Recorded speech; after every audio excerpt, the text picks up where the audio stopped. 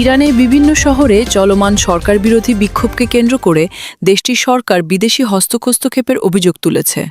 Iran সরকারের মুখপাত্ররা জানিয়েছেন, সাম্প্রতিক আন্দোলনগুলো মূলত বিদেশি শক্তিদের উস্কানিতে সহিংস রূপ নিচ্ছে এবং আন্তর্জাতিক চাপ সৃষ্টি করে ইরানকে অস্থিতিশীল করার চেষ্টা চলছে।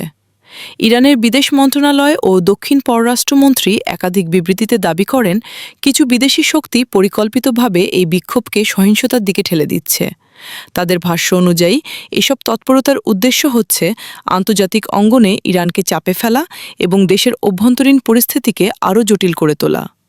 এদিকে ইরানের প্রেসিডেন্ট সহ শীর্ষ নেতারা সরাসরি যুক্তরাষ্ট্র ও ইসরায়েলের দিকে অভিযোগের আঙুল তুলেছেন। তাদের দাবি, এই দেশগুলো বর্তমান সংকটময় পরিস্থিতিকে কাজে লাগিয়ে ইরানের অভ্যন্তরীণ অস্থিরতা বাড়ানোর চেষ্টা করছে। সরকার এটিকে একটি সুপরিকল্পিত বিদেশি ষড়যন্ত্র হিসেবে দেখছে।